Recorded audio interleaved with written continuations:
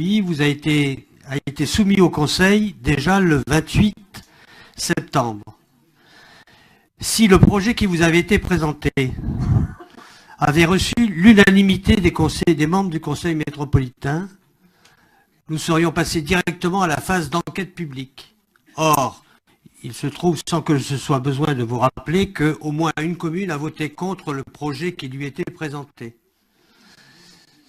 Et donc, dans ces conditions-là, la loi impose que nous revenions devant la formation collégiale dans les mêmes conditions, avec le même texte, mais entre-temps, en ayant reçu l'avis des personnes publiques associées ainsi que l'avis des communes. C'est ce à quoi sert la phase entre le premier vote et le deuxième vote. Nous avons donc consulté l'ensemble des communes et nous avons reçu 36 conseils se sont exprimés et ont donné un avis favorable avec recommandation. 8 conseils ont donné un avis favorable avec réserve et 5 conseils municipaux ont exprimé un avis défavorable.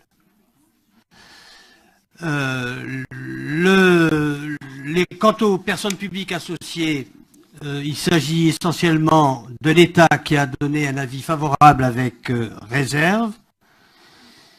La Chambre d'agriculture a donné un avis favorable avec 4 réserves. La région un avis favorable, le département un avis favorable, la Chambre de commerce un avis favorable avec 2 alertes.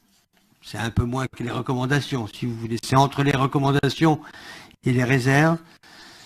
Le PESCOT un avis favorable, le SMTC un avis favorable. Alors, bien sûr que l'ensemble de ces avis vont être collationnés. On a commencé déjà à les collationner, à recevoir un certain nombre de remarques. Il y a des avis de communes qui ne posent aucune difficulté à ce que soit les recommandations, soit les réserves soient levées, mais tout est dans tout. Et notamment, il y a certaines réserves ou recommandations qui ont été faites par un certain nombre de communes qui sont dépendantes, notamment de l'avis de l'État, et qui a donné un avis avec des réserves, notamment sur les risques.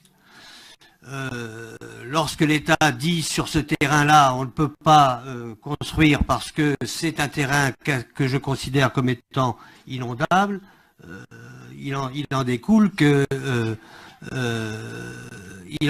la commune ne pourra pas construire ce terrain. Vous voyez, donc on va essayer de collationner l'ensemble des réserves et recommandations. La plupart des réserves et recommandations peuvent être levées sans difficulté.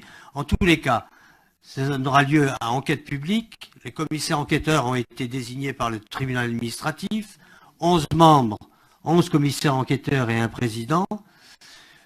La commission d'enquête que nous avons rencontrée cette fois à 2 reprises sera sans doute l'objet, sera le juge de paix d'un certain nombre de questions qui lui seront posées, sera sans doute aussi l'occasion d'améliorer le plan local d'urbanisme intercommunal sur un certain nombre de points.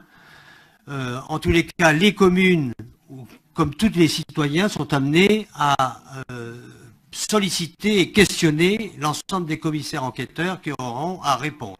Un travail constant va être s'élaborer entre les communes et le commissaire enquêteur, la métropole et les commissaires enquêteurs, des allers-retours entre les communes et la métropole, de telle façon à ce que, sans changer l'économie générale de ce document dont chacun s'accorde à dire qu'il est cohérent et de bonne qualité, même s'il est naturellement perfectible.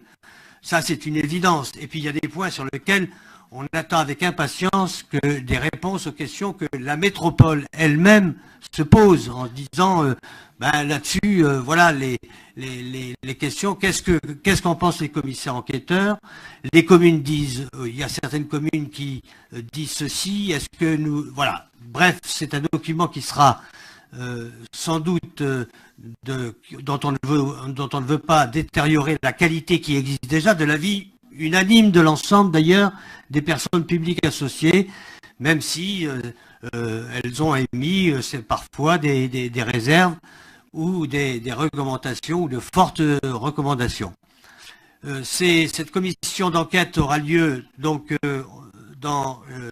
sera tenue dans 26 bureaux principaux avec le document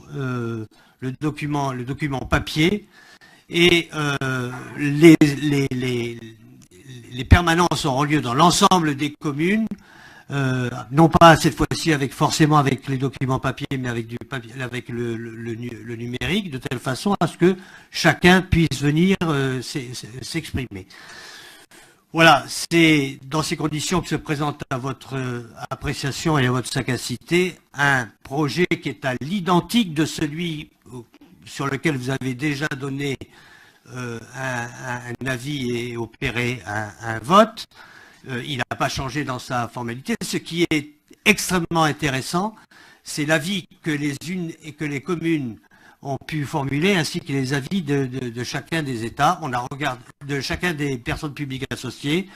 On a regardé ça avec beaucoup de sérénité, mais aussi d'attention, de telle façon à ce que on s'est posé la question de savoir est-ce que ça pourrait être levé ou pas, et l'ensemble des recommandations ou réserves normalement devraient pouvoir être discutées et en tous les cas la plupart être levées. Donc le vote ne vise pas, si vous voulez, à approuver un document, mais il vise surtout à ouvrir l'enquête publique. Voilà, c'est dans ces conditions, ça me semble très important, c'est dans ces conditions que ce projet de PLUI vient à votre sagacité.